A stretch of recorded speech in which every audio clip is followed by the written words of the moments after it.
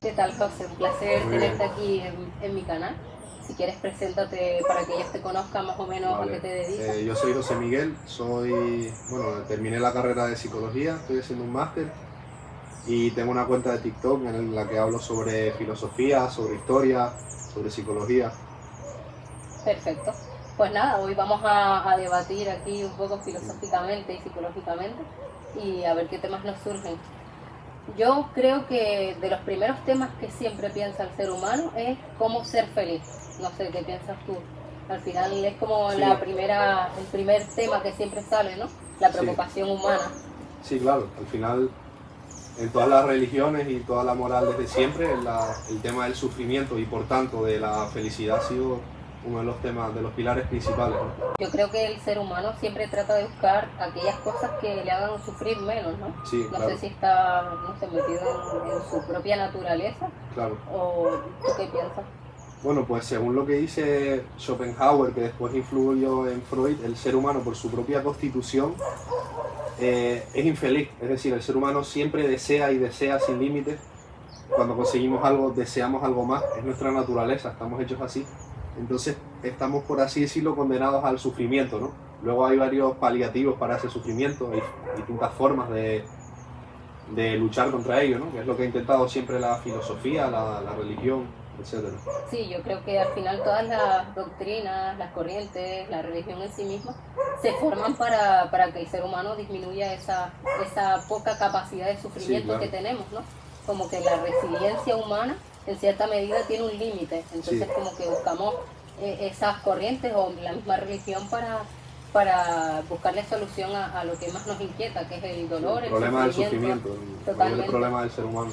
De hecho, algo decía Aristóteles, ¿no? En su teoría, que tú sabes más de eso. Exacto, él al final lo que trataba de postular era la búsqueda de la felicidad, o en términos aristotélicos, la eudaimonía, que al final es como El principal objetivo del ser humano, ¿no? totalmente la eudaimonía, que es al final a través de unos valores buscar esa felicidad, ese estado de imperturbabilidad, de estar tranquilo, de estar en paz, ¿no? Es como el nirvana Sí, de los exacto. Es budistas. parecido a lo que dice Freud, que, bueno, parecido de cierta manera, del principio del placer. Freud dice que nosotros nos regimos por el principio del placer. Siempre buscamos placer, siempre buscamos felicidad.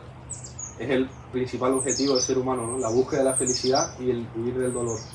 Totalmente, es que Que al final es lo mismo, pero dos caras distintas, ¿no? se nos ve reflejado en nuestro día a día, o sea, quitando el trabajo y las cosas profesionales, al final lo que nos da placer es la comida, el sexo, el dormir, como es lo instintivo del ser humano, ¿no? Sí. Lo propio de la naturaleza humana. Y al final, Exactamente. totalmente, yo creo que el deseo y la felicidad van ligados. Entonces, por eso seguramente Freud hizo la teoría de que el principio del placer es básicamente la búsqueda de la felicidad humana. Exactamente, sí. Luego Schopenhauer bueno, él es el autor pesimista por antonomasia y él pensaba que esa naturaleza nuestra de la búsqueda del deseo nos va a llevar siempre a la infelicidad, siempre, que es algo que no podemos remediar. Bueno, que sí podemos remediar y él optaba por dos formas de remediarlo. Uno es la admiración del arte, la admiración de la belleza y otra es la anulación de esos deseos. Entonces ya el budismo, de hecho se le llama el Buda de Frankfurt a Schopenhauer. Me encanta, qué guay. Sí, Pues muy interesante. Y sobre todo lo que decimos que al final es como esa tesitura entre el placer y las normas sociales, ¿no? Por ejemplo, los estoicos, para ellos la felicidad no era tanto el placer. De hecho, ellos estaban en contra del hedonismo. sí. La corriente esta filosófica que según los hedonistas, bueno, el hedonismo en sí, la felicidad está en el placer de las cosas, el comer, la fiesta, no sé, el disfrute humano, el sexo. Y bueno, yo creo que podríamos hacer una síntesis entre las, no sé, entre las cosas correctas que tenemos en nuestra sociedad como norma social y ese placer. Sí. Pero como que siempre estamos debatiendo entre esos dos rangos, ¿no? ¿Qué es mejor o qué es peor? O si hacemos, no sé, si somos más hedonistas y comemos por placer y hacemos más cosas por placer, o tenemos una vida políticamente correcta de estudiar, trabajar, Hombre, ser final, ultra cuadriculado. al final es un punto intermedio, ¿no? Como también decía Aristóteles, su teoría, que toda la virtud siempre es algo entre dos extremos. Exacto. Yo creo que es eso, y de hecho los estoicos tampoco eran tan así tan extremos. De hecho ellos decían que sí se puede sentir el placer en cierta medida, ¿no? Que lo importante es no dejarse llevar por ese placer. Exacto. Y tú, por ejemplo, en la psicología, ¿cómo ves todo esto del placer? Al final son neurotransmisores, ¿no? Es dopamina, Sí. oxitocina, todo eso que se nos Exactamente, incrementa. claro, es un tema complejo, sobre todo el placer no es malo, ¿no? El placer no es malo y está en nosotros, está en los animales y tiene su función, que es su función acercarte a ciertas cosas que te hacen bien, como el sexo, el placer ligado al sexo. El objetivo no es más que la reproducción, el placer ligado a la comida, el objetivo no es más que alimentarse. Pero claro, en nuestra sociedad hoy en día, por así decirlo, tenemos tantos estímulos, tenemos el bienestar que tenemos, la capacidad tecnológica que tenemos nos puede permitir darnos más a ese placer. Tenemos ya comodidades, estamos cómodos y podemos entregarnos al placer, y eso es malo, es decir, es malo el placer en forma excesiva. Ahora tenemos acceso a todo tipo de placer, placeres sexuales, comidas de todo tipo, que muchas comidas de mierda, totalmente ultraprocesadas. Claro, que están muy buenas, pero porque es para eso. Y Exacto. luego estímulos en las redes sociales.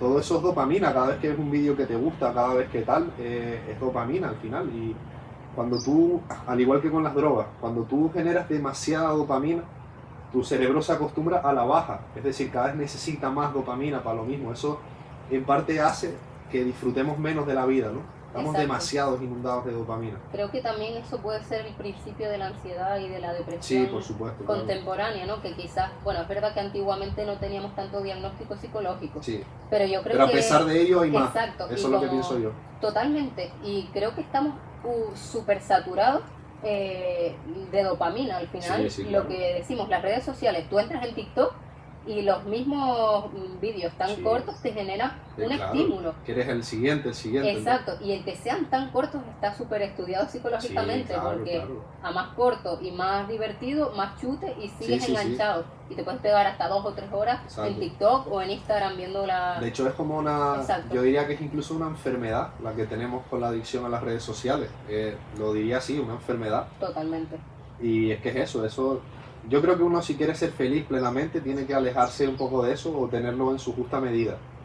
Totalmente, yo creo que claro. Metiendo un poco a Spinoza, un filósofo que no sé, que todas sus teorías se centran en la naturaleza. Creo que si nos apoyáramos un poco en, no sé, en la naturaleza, en evadirnos un poco de la tecnología y centrarnos más en el conectar con nuestro yo humano, nuestra propia naturaleza, creo que seríamos más felices.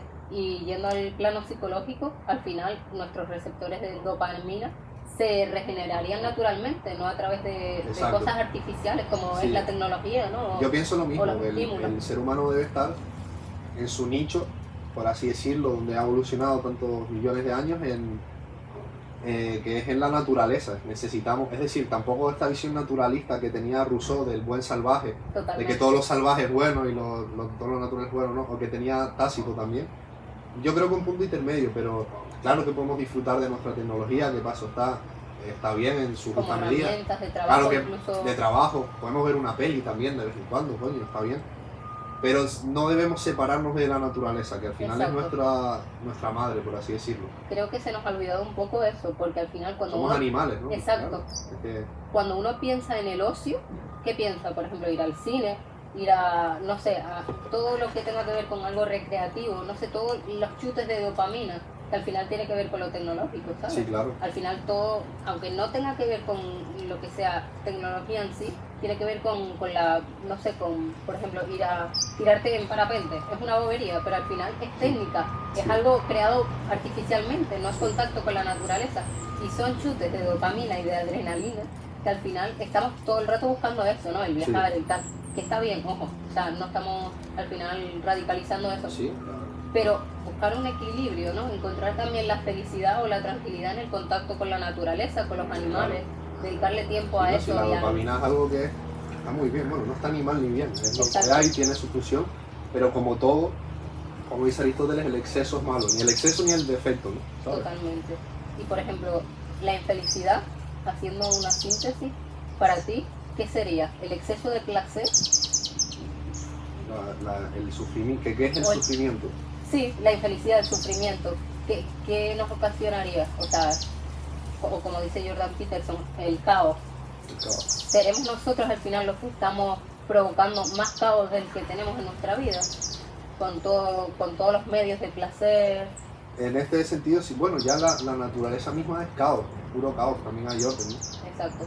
Pero sí es verdad que nos complicamos la vida, puede ser, como si es lo que me estás preguntando con Sí, todas estas exacto. cosas. Sí. Total, que aumentamos nuestro sufrimiento con Sí, claro. esto. Entonces Freud, en su libro El malestar en la cultura, él piensa que somos una sociedad muy desarrollada tecnológicamente, pero seguimos sufriendo. Es decir, Total.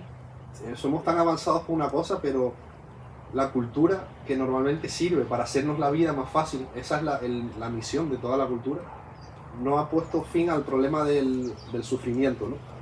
Sí, Entonces es curioso, yo pienso que no nos hemos desarrollado en ciertos sentidos como deberíamos. En muchas tradiciones orientales incluso están desarrolladas de otra manera en su espiritualidad, su filosofía, y incluso tienen partes del cerebro distintas, más conexión interhemisférica y tal. Yo pienso que deberíamos tirar más por ahí, que el desarrollo debe ser también eso, espiritual, filosófico. totalmente. Yo creo que al final hemos perdido el enfoque, ¿no?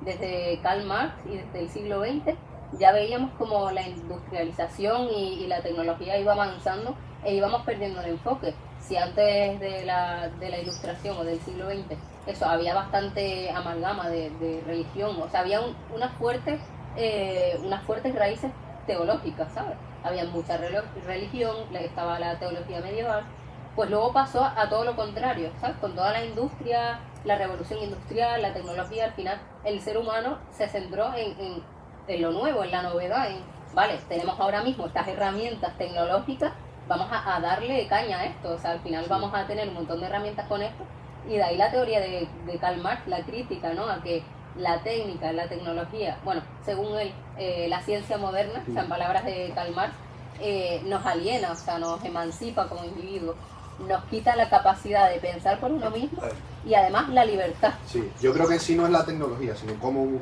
usamos esa tecnología. Totalmente, el enfoque. Freud dice que somos dioses con prótesis, es decir, con la tecnología podemos hacer todo lo que podría ser un dios antes, ¿no? Podemos comunicarnos de un sitio a otro, podemos volar de un sitio a otro. Somos dioses con prótesis. Wow, me encanta la definición. Un animal débil físicamente y tal, comparado con muchos otros, pero con nuestra tecnología pues somos como dioses realmente. Totalmente, sí. Pero sí, yo creo que hay que descuidar sobre todo la parte espiritual, entendiendo espiritualidad no como nada mágico, ¿no? Como el horóscopo tal, como entiende alguna gente, claro, sino, ¿sabes, no? Esa relación con uno mismo, ese conocimiento de uno mismo. Exacto, que al final cada uno va a buscar su espiritualidad, sí, o su forma de conectar con uno mismo, ¿sabes? Algunas personas lo hacen a través de la meditación, otras personas a través de alguna religión. No sé, creo que depende, ¿no? de cómo te puedas conectar contigo mismo y con ese enfoque vital. Sí. Pero sí, creo que hemos perdido totalmente el enfoque. Si bien antes se tendía más al pensamiento filosófico, a la crítica social, ahora estamos como muy dudosos de todo, no tenemos una idea clara, pero a la vez, no sé, es contradictorio, como radicalizamos las ideas, pero a la vez no sabemos nada, es como una amalgama de pensamientos que no terminan de ser claros. Y total, yo creo que es por la pérdida de ese pensamiento o ese autopensamiento. No, al final la vida nos parece insuficiente, caemos con ese perfeccionismo de conseguir el éxito que nos instaura el capitalismo moderno, o más bien contemporáneo, y al final es normal que nos sintamos insatisfechos, tristes, deprimidos, ansiosos, porque nada nos es suficiente, porque estamos ahí todo el rato con la tecnología o el enfoque en otro lado. Sí, exacto. Más que el enfoque al interior. Sí, hombre, yo creo que el éxito también se debe relativizar y ver qué es el éxito, ¿no? En cierta manera, el éxito no es solo lo material, que también requiere de eso, pero no es solo eso. El éxito también puede ser tener una buena familia, sentirse arropado por esa familia, tener amigos. Es parte del éxito, de lo que se debería definir como éxito. Por ejemplo, yo creo que un tío que pueda ser rico, que tenga cochazos, que tenga tal, pero luego no tiene amigos, no tiene tal, me parece un fracasado, la verdad. Totalmente. Será el puto amo en ciertos aspectos, pero exacto, es un fracasado en la vida. Literal que sí. Sí, exacto. Yo creo que el énfasis del éxito es por las creencias, ¿no?, que nos han inculcado a nivel social, de que el éxito es Sí, tener una casa hipercara, un chalet, un coche de última gama, la última tecnología, viajar a todos lados, poderte sí, claro. permitir todo, pero todo lo económico y lo material. Pero al final descuidamos lo propiamente humano, ¿no? Sí, Que al desde final luego. nosotros somos seres sociales. Ya lo decía Aristóteles, es más, Aristóteles hablaba de la importancia de la amistad o de que cultivásemos nuestras relaciones sociales. Por O sea, supuesto. fue el primer filósofo en hablar de las relaciones sociales, de la importancia que tenemos nosotros como tribu, como sociedad, Sí, como humanos. sí. Bueno, los estoicos también hablan de que lo material es importante en cierta medida, pero no te y puedes tenerlo y no está mal tenerlo, no está mal querer tener un cochazo, no está mal querer tener una casa buena. Está mal dejarse poseer por ello, ¿sabes? De hecho, tú puedes, es que claro, no está mal tenerla, tampoco hay que demonizar eso. Está Exacto. bien, claro, está bien tenerla, a todos nos gustaría. El problema es cuando eso te posee Total. y tienes que poner las cosas según la importancia, ¿no? Mucho más importante el amor, la amistad que eso. Eso no quiere decir que no puedas tener un buen coche si quieres y tal, que está muy bien. Oye, ojalá tenerlo yo, me encantaría. Pero no es lo más importante ni de lejos en la vida. Exacto. No puede ser ese el foco de tu vida. Ya lo decían eso los estoicos, de hecho, lo decía Séneca, que Séneca era rico, era como, no sé, multimillonario hoy en día, supongo. Total. Marco Marco Aurelio, igual, que era un emperador. emperador tenía Pero toda lo la decían, riqueza. y yo creo que la gente dice, es fácil decirlo cuando eres rico, pero yo creo que cuando eres rico puedes decirlo de verdad también, porque puedes decir, oye, tengo todo esto. Pero sin embargo, lo otro me hace más feliz Exacto, que esto. puedes decirlo con cierta autoridad. Es decir, no, es fácil decirlo cuando eres rico, pero es que cuando eres rico es cuando te has visto tentado. Exacto. ¿Entiendes? Un pobre, ¿qué va a decir? Un pobre, pues te va a decir, Epicteto es más normal que lo diga. Epicteto era un esclavo y él es más normal que lo diga porque él nunca tuvo la oportunidad de verse poseído por los bienes. Totalmente. Séneca y Marco Aurelio, sí. Exacto, sí, yo creo que hay que estar también en la piel de todos, ¿no? Es como, vale, sí, en nuestra posición podemos decir que, bueno, que es fácil ser rico, tiene todas las comodidades, pero también desde ese punto de vista de riqueza, pues habría que ver, no sé qué sentimiento tienen, porque como dicen muchas personas, la típica frase de ser rico no te hace más feliz, es cierto, o sea, al final tener más no te hace estar mejor. Depende de cómo lo uses. Exacto, Al depende final, de la utilidad. de hecho, creo que Aristóteles lo dice que yo no sé si lo dice él, pero que no sé, pero que el dinero es una herramienta, ¿no? Exacto. Él dice que no lo dice él, pero en su doctrina de buscar las acciones que te llevan a buscar el sentido primordial de las acciones, es decir, esto, trabajo para esto para esto, y buscar el fin último, lo llama él. Pues en eso hay ciertas cosas que son una herramienta y no son un fin, y el dinero es eso, es una herramienta, la puedes usar bien, usar mal. El dinero sí te puede hacer más feliz o te puede hacer más infeliz, ¿entiendes? El dinero gastado en unas vacaciones con tu familia o con tus amigos te puede hacer feliz. El regalarle a tu hermano, a tu madre, a tu novia, regalarle algo que a ella le gusta te puede hacer feliz. Exacto. En cambio también te puede hacer infeliz, como hemos visto, como coño, todos sabemos, muchos multimillonarios, muchos de los cantantes más famosos pues son infelices. Exacto, tienen ese éxito Entonces, que conseguimos nosotros, como la fama, el dinero, y al final son infelices, caen en drogas, tienen trastornos mentales. El dinero no es ni bueno ni malo. Totalmente. Como lo usemos, igual que todo, igual que las drogas, igual que todo. Totalmente. Y me acabo de acordar de un filósofo que es muy, muy curiosa la historia y tiene mucha relación con lo que hablamos, y es Diógenes. Porque me acuerdo. Diógenes vivía en una tinaja. No sé si te suena la historia. De que vino Alejandro Magno. Todas sus historias más famosas. No sé si trajo a un genio o algo así para que le concediera 3 deseos, ¿no? Entonces le dijo a Diógenes, bueno... no, creo que él se los daba a los 3. Decía, yo hago lo que tú quieras. O Pídeme tal. Sí, alguien era que decía, pídeme lo que tú quieres que te lo voy a conceder. Y lo que le dijo Diógenes es, apártate. Que me estás tapando el sol. O sea, él tranquilo en una tinaja y al final era un cínico, una persona que le daba importancia a lo material y era feliz. Tiene su moraleja, pero a mí no. Yo sí creo que yo no sería así, no, tampoco estoy de acuerdo en todo. Radical, claro, él es muy radical. Es muy interesante como cada persona, nos da para entender cómo cada persona tiene su propio concepto de felicidad. Claro. Por eso es importante cuestionarnos las creencias sociales que tenemos, a lo Nietzsche, ¿no? Cuestiónate la moral impuesta por la sociedad. ¿Por qué? Porque no sabemos si al final esa insatisfacción que nosotros sentimos, la frustración, es porque al final queremos alcanzar algo que en el fondo no queremos pero que es impuesto por las creencias sociales. En parte ese sufrimiento también viene de eso, ¿no?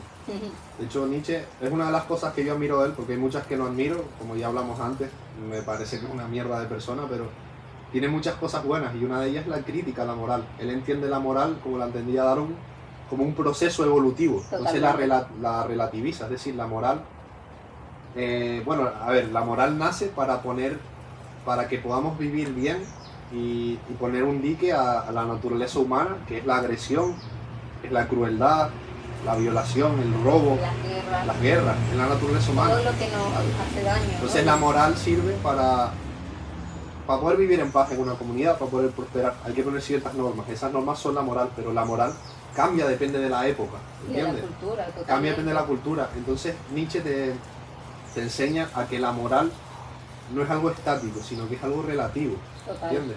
Es algo relativo, depende de la época, hay una moral u otra. Puede ser por ciertas razones que nada tienen que ver con el bien y con el mal realmente. No sé por poner un ejemplo, pero cuando él habla de la transformación de los valores, que cuando llegó el judaísmo y el cristianismo, lo bueno se hizo malo y lo malo se hizo bueno. Totalmente. Entonces eso, hay que ver la moral como algo relativo, relativizarla y crear tu propia moral. Eso es lo que admiro de Nietzsche. Que bueno, él hablaba de la transformación del alma, ¿no? Exacto, de camello a león y a niño. Exacto. Sí. Que al final es para conseguir el superhombre, el Uberman, ¿no? Que es al final deshazte de todas esas creencias sociales o religiosas y crea tu propia moral. Y junto a Nietzsche le sigue Kant, Kant, que va primero que Nietzsche, desde el siglo XX, que al final es como el siglo de las luces, ¿no? Como se llama, que se pierde esa creencia religiosa de la época anterior y viene el pensar por uno mismo. Sí, claro. Entonces, claro, por eso Nietzsche escribe la muerte de Dios, ¿no? Hemos matado a Dios nosotros. Dios ha muerto. Dios ha muerto, nosotros los hombres lo hemos matado. Sí. Y es como, vale, ¿qué sentido tiene eso? Que al final nosotros, o la sociedad del siglo XX, mata o rompe con esas creencias religiosas para crear una nueva vertiente. Antes incluso, yo creo. Sí, siglo XIX, ya siglo XX, exacto. De hecho leí que Schopenhauer fue quien mató a Dios y Nietzsche lo ejecutó. Lo ejecutó, sí. Exacto. Totalmente, creo que sí, más o menos ahí lo ejecutó. Y es como, wow, como en ese momento hay una ruptura de creencia para luego acontecerse otra ideología, sí, otro... Exacto, de hecho Nietzsche pronosticaba con mucho éxito, la verdad, que cuando él lo decía, con la muerte de Dios van a venir las ideologías, van a venir Así es. Las ideologías ciegas por líderes, ideologías dogmáticas, ¿no? Entonces, claro, él lo decía, luego que vino el fascismo, vino el comunismo, él lo pronosticó y se cumplió, así. Es que claro, la religión tiene sus cosas buenas, sus cosas malas como todo, pero la religión daba un sentido a la vida, ¿no? Entonces, exacto, daba un sentido a la vida, daba forma a la vida. Todo con sentido es mucho mejor. El ser humano necesita un sentido. Ahora hablaremos de Camus y tal, pero... Total. Entonces, cuando se acabó la religión, el ser humano no tiene un sentido. Es decir, y ahora vinieron las ideologías.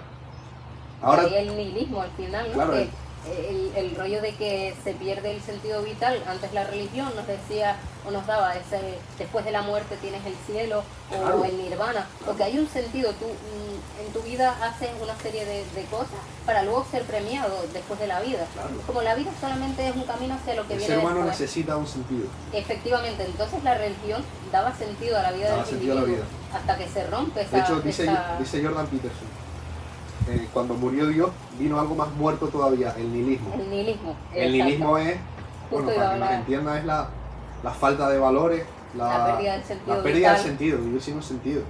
Y en parte, hablamos de Camus, y Camus es el que crea el absurdismo, ¿no? Que es una corriente filosófica que dice que el mundo no tiene sentido. Y tiene razón, el mundo en sí mismo no tiene sentido, la naturaleza, el universo no tiene sentido. Es neutro. Es neutro. El sentido es algo que viene del ser humano y del razonamiento humano. Se puede decir el conocimiento a priori, como lo entendía Kant, yo creo que se puede decir así. El sentido es algo humano, no, la naturaleza no tiene sentido, no tiene por qué tenerlo. No, porque son cosas objetivas, claro, que el ser humano no es capaz de percibir. Claro, pero aún así, aunque la vida no tenga sentido, tú no puedes vivir en el sinsentido. Tienes que inventarlo. En el nihilismo. Claro, totalmente. Es que el nihilismo puede ser que el nihilismo tenga razón, la vida no tiene sentido, estamos aquí, nos vamos a morir, sí, tiene razón, pero es que no podemos vivir así, no es sano para nosotros. Porque caeríamos en el eterno Claro, sufrimiento. entonces es lo que dice Camus, Albert Camus, que el ser humano necesita rebelarse contra el sinsentido y crear un sentido. Tiene que rebelarse contra el sinsentido. Totalmente. De hecho, el mito de Sísifo, ¿no? ¿Sabes? Sí, Rápido, Zeus castigó a Sísifo y le hizo arrastrar una piedra enorme hasta encima de la montaña, se caía y así continuamente. El sinsentido. Entonces, de eso habla Albert Camus, y él dice que hay que imaginarse a Sísifo feliz. Hay que rebelarse contra el sinsentido. totalmente, exacto. Luego de eso habla Víctor Frank también. Habrás leído el libro del hombre en busca de sentido. De sentido, totalmente. Básicamente, él fue un judío, él estuvo en el Holocausto y él narra lo que él observaba y él observaba que la gente que sobrevivía era la gente que tenía un sentido, ya sea el amor por su familia, ¿no? Cuando salga de aquí voy a ver a mi hijo, voy a ver a mi mujer, voy a ver a mi tal. Es que en el sufrimiento es cuando pensamos realmente Claro, en y él veía que la gente, que eso llegaba ya a un nivel físico y que la gente que no tenía un sentido era la que moría antes y la que se moría antes, la que enfermaba antes. Exacto. El sentido llega, por eso también dice Escotado que el alma se sobrepone al cuerpo, ¿entiendes? El sentido... Esa dualidad platónica de que sí, el alma es claro, pues superior el alma al se cuerpo. superpone al cuerpo, Claro. y eso lo podemos ver en varias ocasiones. Total. Pues él narra, la gente que tenía un sentido, que creía en Dios, sobrevivía, pasaba hambre, sobrevivía. Por esa fe, lo que hablábamos, la fe mueve montañas, ¿no? Entonces yo creo que totalmente, o sea, necesitamos ese sentido vital, como lo decía Nietzsche, para, no sé, sobrellevar las cosas de la vida, ¿no? Al final, incluso se puede ver en nuestra vida moderna, que al final cuando no tenemos objetivos o sentidos vitales, caemos en depresión, ¿no? Porque no sabemos qué rumbo puede tener nuestra vida. Entonces, yo creo que lo que hablábamos, tanto las religiones como las mismas creencias nuestras propias, sirven para darnos un sentido vital y es necesario. Por eso tampoco hay que caer en el rechazo hacia la religión, en el rechazo a esas creencias, sino a llegar a un equilibrio entre la religión y las creencias propias o las creencias impuestas, porque creo que es necesario, o sea, creo que tiene su punto positivo. Siempre lo vemos como ese punto negativo de que nos domina, nos emancipa, nos hace más daño porque, bueno, nos controlan. Pero aparte de eso, que sí que es cierto, también está el sentido positivo que es la fe, ¿no? El creer que todo pasa por algo, que todo tiene un sentido. Es darle un poco de luz a nuestra vida, es combatir el nihilismo. De hecho, ahora hablamos de la religión y luego hablamos de la ansiedad y tal por la falta de sentido, que también se me ocurrió para no olvidarme. Entonces, claro, exactamente como tú dices, la religión es un elemento de control y ya lo narra Nietzsche en El Anticristo. Lo narra con demasiado odio, creo yo. Pero la religión al final funciona como una política. De hecho, cuando cae el Imperio Romano, la religión, el Vaticano, sigue siendo un imperio espiritual, religioso. Sigue mandando, el Papa manda sobre todos los reyes y tal, y eso ha sido así siempre. La religión ha sido un método de control, esto no lo podemos olvidar. Pero al final la realidad siempre es más compleja y tiene matices. Entonces la religión tiene muchas cosas buenas. El cristianismo ha traído a nosotros el bien, ha traído el amor al prójimo. Eso es verdad que lo ha traído el cristianismo. Entonces se tiende, como tú dices hoy en día, a rechazar el eso, porque la gente no es capaz de pensar muy allá, la verdad.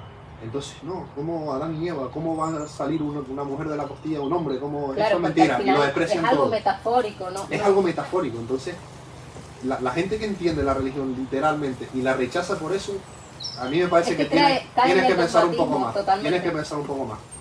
Sí, porque hay que mirar las cosas de forma metafórica. Claro, que hay muchos religiosos que lo creen así, que eso está mal, porque la religión se enseña mal. La religión yo no soy religioso, por ejemplo, pero a mí me encanta estudiar la religión, las religiones. Yo tampoco lo soy, no soy religioso. Pero es que la religión es un sistema de creencias morales, de cómo ser.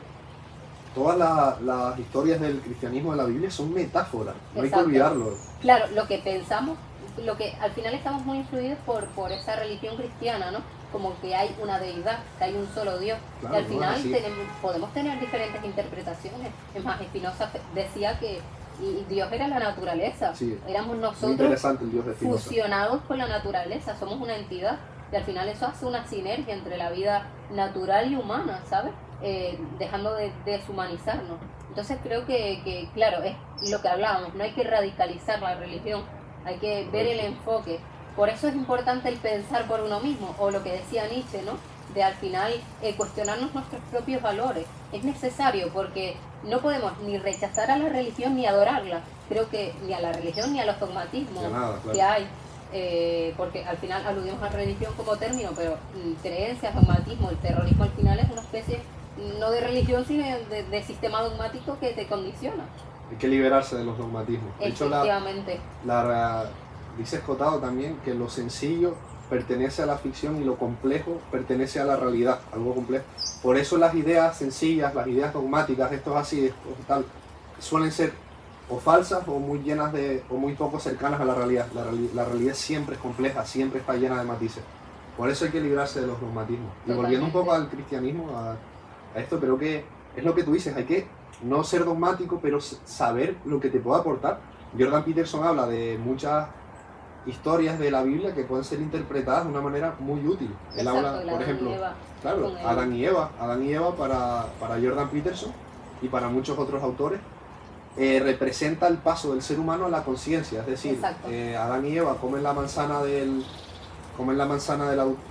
conocimiento del bien y el mal, y de repente salen del jardín del Edén. Eso quiere decir que la autoconciencia lleva al sufrimiento. Exacto, dejan el estado natural. El estado natural del hombre, a la naturaleza. A un estado natural junto al conocimiento, claro, al estado de conciencia. Claro, y él habla de eso, de la autoconciencia.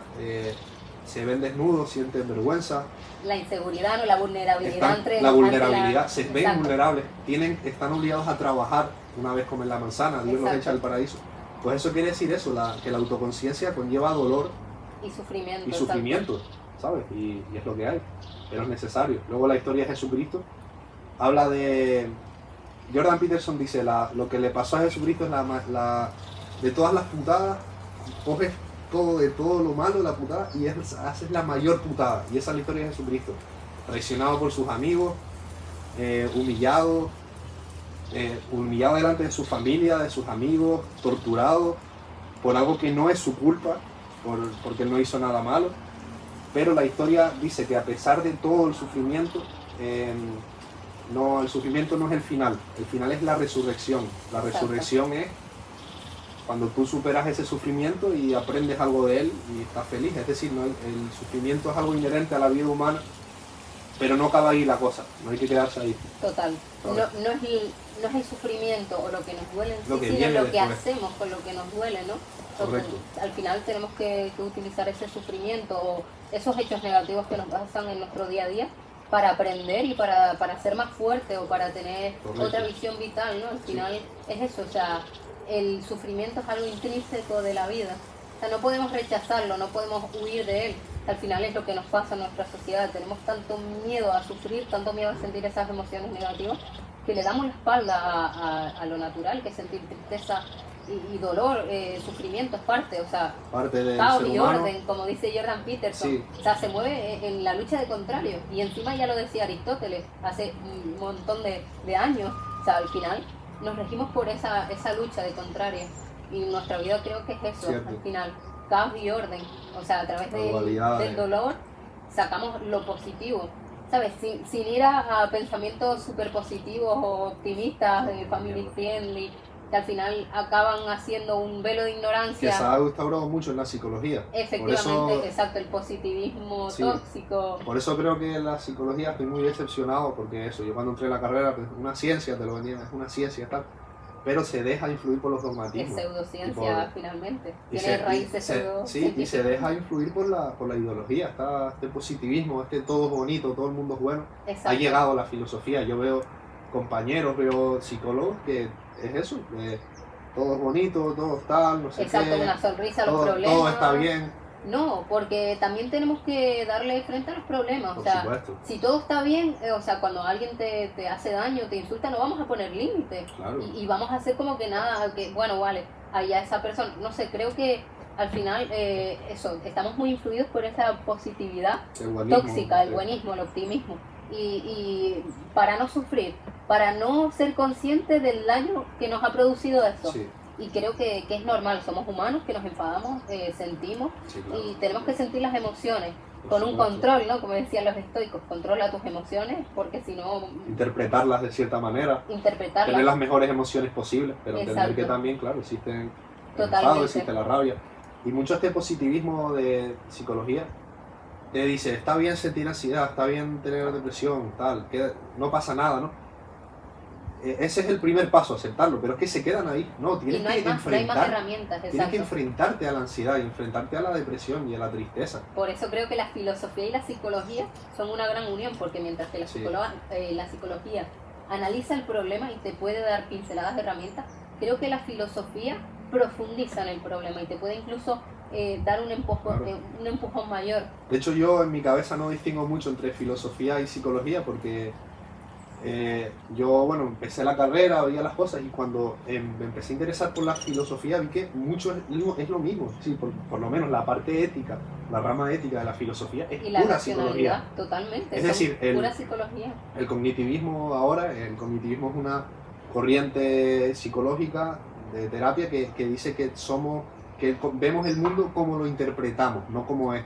Entonces el sufrimiento es por creencias que nosotros tenemos. Eso ya existe desde desde antes. Desde los presocráticos, después de los presocráticos. Desde los budistas, desde los hinduistas, lo llamaban la doctrina del velo maya, ¿no? Que nosotros no vemos el mundo como es, vemos el mundo como lo interpretamos. Así está hecho nuestro cerebro. Nuestro cerebro no busca la realidad, busca la supervivencia. Totalmente. Lo que tú dices después, el budismo, los estoicos también te dicen eso, te dicen, el dolor que tú tienes es culpa de tus juicios, de los juicios que tú haces, de tus opiniones. Marco Aurelio dice, hoy escapé de la ansiedad, hoy me levanté y escapé de la ansiedad, porque me di cuenta que estaban mis opiniones, no del mundo. Totalmente. Como tú dices, Kant. Immanuel Kant, esa claro. Distinción entre noúmeno y fenómeno, claro. No hace nada más que reafirmar que nuestra realidad no es objetiva, es subjetiva. O sea, nosotros percibimos la realidad según nuestros pensamientos y nuestras creencias, ¿no? Cuando, por ejemplo, juzgamos a la sociedad o a los hechos sociales, al final juzgamos desde nuestro pensamiento, desde la ideología inculcada en nuestra educación, en nuestra sociedad, en nuestra cultura. Entonces, claro, ese es el primer pie para saber que al final la realidad nuestra está sesgada totalmente por nuestras creencias y pensamientos. De hecho, él hizo este giro copernicano, porque como ya dijimos, en la antigüedad ya se creía eso, pero la filosofía moderna occidental parece que se había olvidado un poco, sobre todo con Descartes y el racionalismo de Descartes, de esto, así, todo bajo leyes racionales, no se tenía en cuenta la subjetividad del ser humano y la irracionalidad del ser humano, y vino Kant y dijo, no, está el fenómeno, que es lo que vemos, y el noúmeno, que es lo que es, y nosotros no podemos ver la cosa en sí, lo que es. Sino la interpretación que tenemos de la cosa. Claro, en sí nosotros podemos ver lo que interpretamos de la cosa en sí, que él lo llama la cosa en sí, y él decía la cosa en sí es incognoscible. Luego vino Schopenhauer y dice que sí, que él la conoce, que él pudo ver la cosa en sí, pero yendo a la misma idea de que interpretamos la realidad, no la vemos como es, Schopenhauer dice que el mundo es representación. La representación es como tú representas en tu cabeza todo. Y luego, claro, eso yo lo estudié en la carrera de eso. Nuestro cerebro busca la supervivencia, nuestro cerebro no ve la realidad como es. Ve herramientas, ve peligros, ve cosas para sobrevivir, ve comida, ve posibles amenazas. Y cuando me puse a estudiar filosofía, vi que eso ya estaba inventado. Dije, esto viene de esto, claro. Totalmente, y eso, esto es muy importante, o sea, deberíamos tenerlo mucho en cuenta en nuestra día a día, porque, por ejemplo, ya lo vemos, ¿no? En los debates y demás, o en la diversidad de opiniones. Si tú tienes una opinión distinta a la mía, yo te voy a odiar, porque no respeto tu opinión, porque creo que tu opinión es incorrecta, mentira, o sea, yo puedo tener una percepción de la realidad distinta a la tuya, unos conocimientos o una ideología distinta a la tuya. Sí, claro. Entonces, es verdad que hay ciertas ideologías o pensamientos muy radicales que pueden hacer daño. También te digo, hay opiniones más cerca de la realidad y opiniones más lejos de la realidad. Eso también, no es todo... Exacto, no todo fluctúa, o no hay que caer en el relativismo de aceptar todas las opiniones. El rollo de Jacques Derrida, ¿te suena? Derrida, que él dice que como no podemos ver la realidad, todas las opiniones son igual de válidas. Él dice algo así. Pero es que caeríamos en inmoralismo, o sea, en situaciones bastante atroces. Claro. De hecho, por ejemplo, el holocausto nazi, Hannah Arendt hace un libro, explica todo el proceso del holocausto nazi y lo dice, o sea, la diferencia entre estar dentro como un nazi y estar fuera. Al final, no hay que aceptar todas las opiniones como válidas, porque los nazis hacían daño, mataban un montón de personas. Sin embargo, un judío al final quería su supervivencia. Entonces estoy totalmente de acuerdo contigo. O sea, creo hay opiniones más válidas que otras, ¿cierto? Exacto. Es decir, hay un cierto relativismo, por supuesto, porque no podemos conocer la realidad como es, pero podemos ver parcelas de realidad. Exacto. Y no todas las opiniones son igual. Eso es como... Pero son necesarias, lo que hablamos. Sí, o sea, claro, es necesario yo entender tu opinión y la mía, por muy distinta que sea. Sí, claro, Eso no significa que yo tire piedras a tu tejado, sino que, por ejemplo, utilice tu opinión, que quizás es inmoral o puede perjudicar mucho a nosotros en comunidad, para luego crear una mejor vida, ¿sabes? Una Sí, teoría claro. moral que al final haga que nosotros Hay que saber evolucionemos. distinguir eso, lo que sí, lo que no, porque sí es verdad que hay muchas opiniones enfrentadas que cada uno tiene su parte de razón. Exactamente. Y siempre lo ves, dice, coño, es que los dos son contrarios, pero es que este tiene razón porque esto pasa, pero esto también pasa. Exacto. ¿Entiendes? Y luego está lo que no. Por ejemplo, si yo te digo, yo soy un gato ahora, como hay muchos ahora, eso es mentira. Eso no hay por dónde cogerlo. Ahí no hay Claro, la relativismo. concepción de gato para nosotros Claro. es un gato, un Ahí no hay por dónde animal pequeño cogerlo. con 4 patas, claro. Claro, ahí no hay por dónde cogerlo. Pero vale, ¿y si te dicen que si se sienten gatos? Quizás ven características de un gato y ellos dicen, pues mira, pues me siento como un gato, o me siento como, yo creo Hombre, que ahí como podría empatizar. decía Julio Cortázar, a las personas hay que amarlas como a los gatos, porque son independientes, tal. Una cosa es que veas cierta similitud con tal, pero no puedes sentirte un gato. Es decir, si te sientes... puedes decir, coño, cosas de personalidad como un gato, pero no te puedes sentirte un gato, pero no eres un gato. Entonces, si te sientes un gato, Pero ¿cómo mira, te pasa aquí la llegaríamos cabeza? a una contradicción muy interesante. Vale, si nosotros decimos que nuestra realidad está sesgada por nuestros pensamientos, si yo me siento como un gato, pero tú no lo ves así, pero yo sí lo siento, es aceptable. O sea, que yo no lo comparta, que tú no lo compartas no significa que yo no pueda Vale, dejar yo de puedo hacerlo. aceptar que tú te sientas como un gato, Exacto. pero yo puedo aceptar que eso es porque tienes un problema en la cabeza. Exacto, porque ¿entiendes? es tu opinión. Porque tienes un trastorno. Exacto. Es así. Claro, exactamente, pero luego Sí, te yo puedes sentir un gato, pero me siento un gato, algo o sea. pasa en tu cabeza y te empiezas a comportar como un gato y Claro, tal. desde una visión psicológica. Algo tienes mal en la cabeza. ¿entiendes? Claro. Sí. Hay ciertas cosas que sí, ciertas que no. Sí, yo creo que ahora mismo es como mucha libertad de todo y al final eso también nos influye a... No sé, dicen, no, según escuché, no me acuerdo de qué filósofo, pero filósofo actual, dice, bueno, creo que es Byung-Chul Han.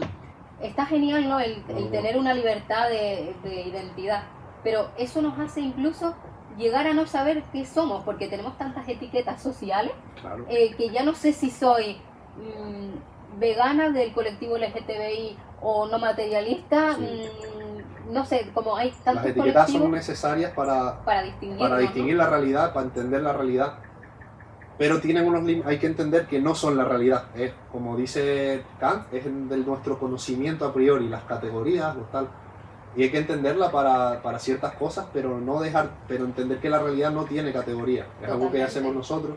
¿no? Incluso Aristóteles, eso, todo lo dividía en categorías, porque lo decía ya, es necesario que haya unas categorías numéricas, exacto, totalmente, Para entenderlo, para comprender. para el ser humano, pero es algo subjetivo del ser humano. Las categorías no existen en la No, naturaleza. es racional, es Es puramente racional. psicológico. Es para organizarnos, para hablar entre nosotros. Totalmente. Esto es así, esto es así. Sí, Para por poner eso palabras a siempre las decimos, cosas. por ejemplo, tengo una amiga X que para mí es un poco fuera de lugar, ¿no? Una amiga homosexual o tengo una, por ejemplo, a mí no me parece correcto, pero siempre como que categorizamos las cosas. Sí, claro. No sé, Es nuestra naturaleza, pero hay que saber vivir con ello, pero hay que saber que no es la realidad y hay que saber que a veces hay límites difusos entre las categorías exacto, y morales, y morales. claro. totalmente, Sí. totalmente. Mira, hablando de categorías, enfocándolo un poco más a la personalidad, El lobo estepario, una de las grandes obras de Hermann Hesse, Wow. ¿te gusta, no? Sí, Pues Hermann Hesse trae mucho la filosofía oriental a Occidente, al igual que Schopenhauer. Probablemente esté influido por Schopenhauer, como mucho. Entonces, en el lobo estepario, la moraleja es lo que dice el budismo, que es que no...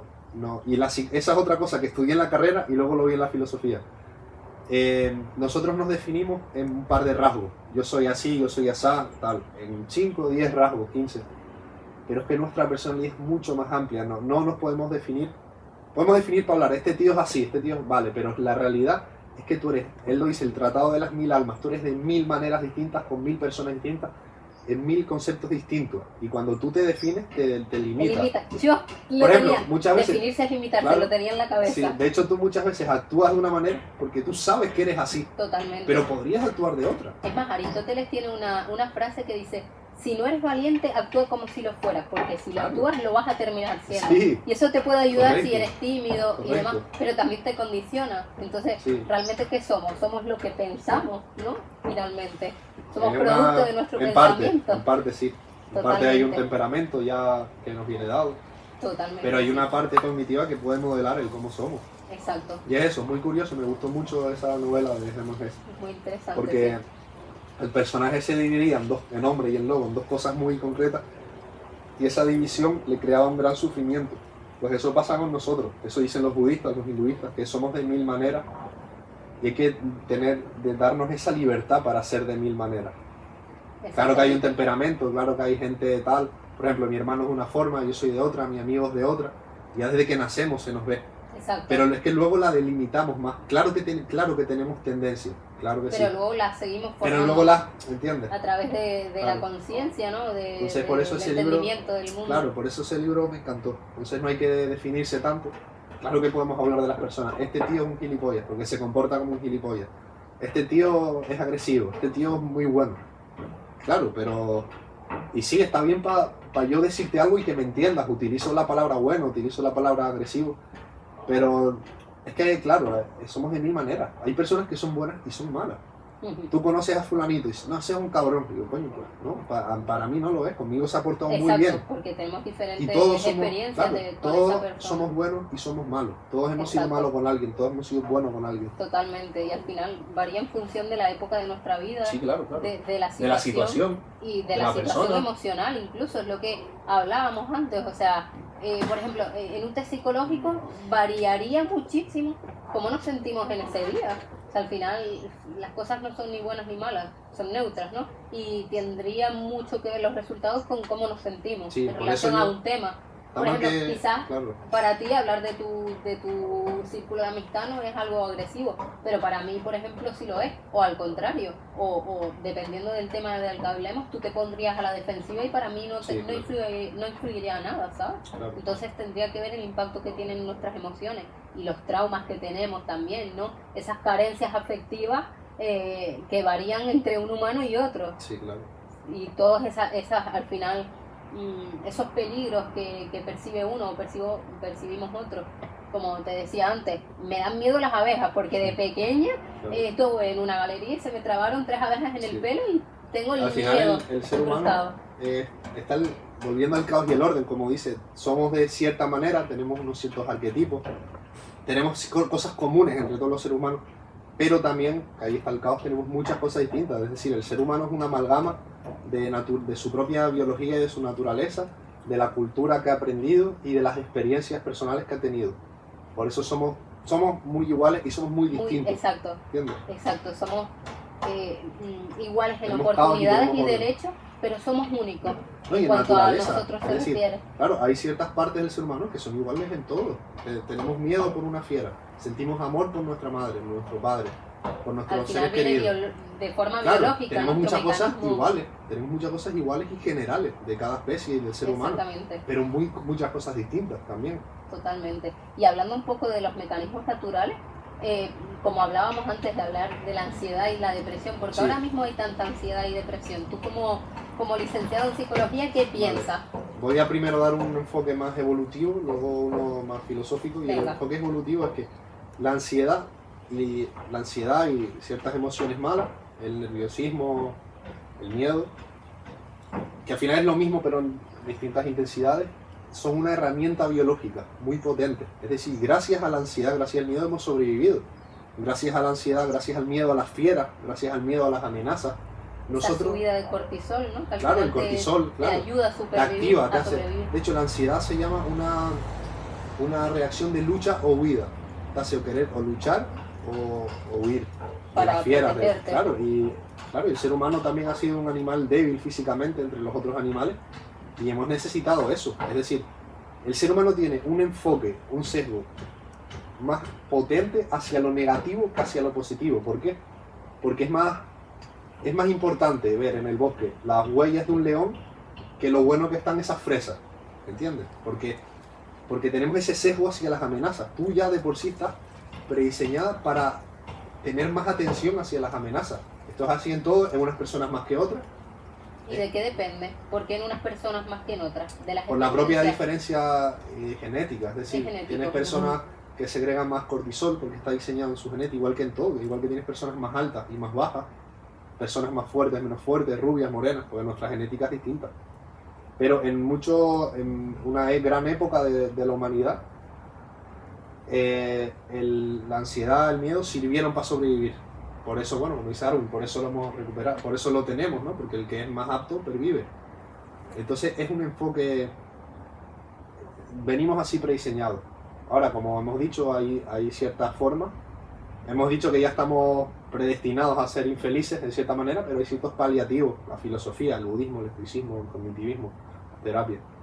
Entonces, luego quería dar... Al final, todas esas corrientes tienen el objetivo de minimizarla. De claro. minimizar ese mecanismo no de lo defensa vas natural. a eliminar. Yo creo que hay personas que dicen que sí, hay budistas que dicen que sí. Exacto, los monjes que sí, pero yo creo que están eso, en estado de ataraxia. Que eso es reservado para muy pocas personas.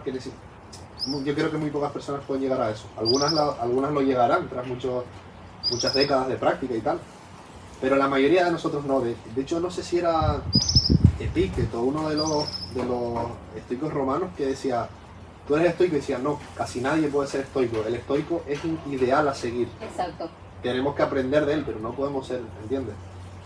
Todos vamos a sufrir ansiedad, miedo, hay que paliarla como se puede. Pero total, hay que aprender a regularla, ¿no? Sobre todo el sentido de la vida que hablamos antes es un gran antídoto para la ansiedad. Es decir, cuando tenemos un porqué, buscamos el cómo. Claro, como dice Nietzsche, ¿no? El que tiene un porqué soporta cualquier cómo. Y es verdad, cuando tú tienes un sentido de la vida, un porqué, la ansiedad y el miedo están justificados para algo, ¿no? Es que si no tiene sentido, vives la vida en una completa amalgama de sufrimiento, de tal, y sin un sentido. Exacto, tienes que y en inventarlo. ese círculo vicioso existencialista del que hablaba Sartre, ¿no? Sí. Esa pérdida de sentido vital y además esa angustia existencial, entonces totalmente. O sea, de hecho dice Jordan Peterson una anécdota muy guapa que dice, imagínate, hay dos obreros, ¿no? Que están construyendo una iglesia. Uno tiene un sentido de la vida y el otro no. El que tiene el sentido de la vida piensa, coño, esto lo van a ver mis hijos, esto va a ser importante, va a quedar para la historia. Y cada ladrillo que hace, cada acción que hace está impregnada por ese sentido. En cambio, el otro no. El otro estoy harto de trabajar, esto es una mierda, no sirve para nada. Los dos hacen lo mismo, pero la vida de uno va a ser más feliz que la del otro. Total, dependiendo del foco de atención que tengamos. Por eso, claro, cuando tienes un sentido en la vida, impregna todas tus acciones. Totalmente, por eso es importante cuestionarnos a nosotros mismos y analizarnos, porque al final, analizándonos, llegamos a las conclusiones de que quizás tenemos una personalidad demasiado pesimista, ¿no? A los Schopenhauer, sí. Y podemos caer en eso, en el nihilismo, en la pérdida del sentido, en la depresión. Y totalmente, o sea, al final, a través del análisis y el conocimiento de nosotros mismos nos puede ayudar a cambiar el enfoque. Claro. Porque yo podría ser más feliz si empiezo a trabajar en aquellos aspectos de mí mismo que me limitan, ¿sabes? Como personas, esos traumas que siguen ahí latentes en mí, esas inseguridades que me limitan. Tenemos que hacer un análisis de cómo somos, aunque sea doloroso. Eso es como cuando tú compras una casa, ¿no? Nueva, y puede que esté medio en ruinas, tal. Tú dices, no lo quiero ver, prefiero no saber. No, tienes que saberla para poder arreglar esa casa. Exacto. Aunque te joda saber que esto está mal, que los grifos están mal, que tal. Totalmente. Pues nosotros somos lo mismo, tenemos que hacer un análisis serio, sincero, tengo estos defectos. Sí. Y a veces jode, ¿no? Jode total, por tener eso, estos defectos, jode ser así. Pero es que si no lo aceptas, no vas a cambiarlo. Por eso Jordan Peterson habla tanto de la honestidad. Tenemos que ser honestos con nosotros sobre mismos. Todo con nosotros mismos. Con los demás, también, perfecto. Pero sobre todo con nosotros mismos. Totalmente, porque cuando somos honestos con nosotros, somos sinceros. Y somos sinceros con nosotros, no nos engañamos, no nos autoengañamos. No queremos taparnos, ponernos una venda en los ojos y ver la realidad de otra forma. No, o sea, sé honesto, acepta tus errores, acepta tu mal comportamiento y tu mala conducta para arreglarte a ti mismo, para ser mejor, para estar mejor contigo y con tu realidad. Y quizás si no lo aceptas, también puedes pensar que es algo más grande de lo que es. Te pongo un ejemplo, imagínate, por poner otra metáfora, que estás en el bosque y ves ahí se mueve unos arbustos, sabes que hay un bicho ahí, sabes, pero te niegas a verlo, entonces no sabes si es un jabalí, no sabes si es un tigre, o no sabes si es una rata, a lo mejor una ardilla. Entonces, si no lo conoces, nunca podrás enfrentarte a ello. Y igual con nosotros mismos.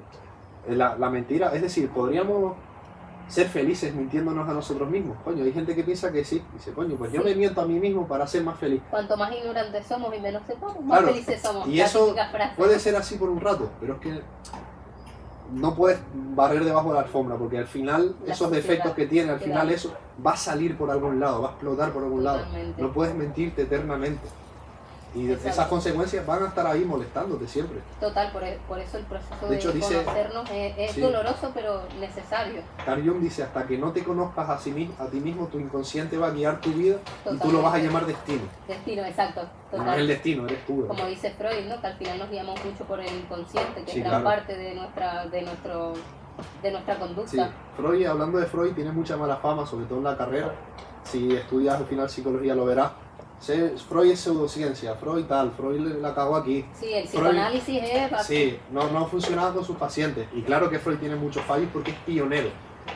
Es pionero en algo, ¿no? Eso es como decir, no, Aristóteles es gilipollas porque el padre creía no del sé qué. inconsciente del psicoanálisis. Claro, que- es como decir Aristóteles o Sócrates son gilipollas, o Pitágoras es gilipollas porque creían no sé qué Dios, porque tal, no. Hay que entenderlos en su época y tal. Y Freud es un genio, porque Freud, a pesar de que no funcionaban mucho sus terapias, porque creo que las aplicaba mal, y muchas cosas no fueron verdad, tenía mucha obsesión con el sexo y tal, pero ¿cómo funcionaba la mente?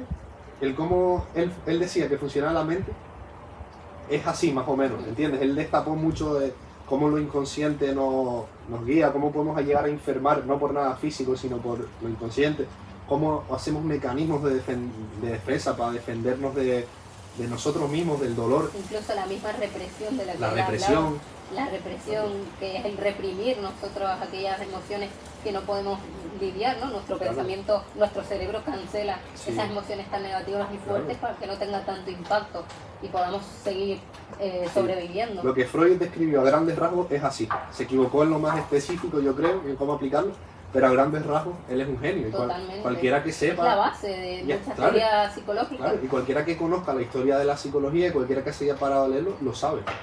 De hecho, la gente más culta, más sobre el tema y tal, lo dice. Freud es un genio.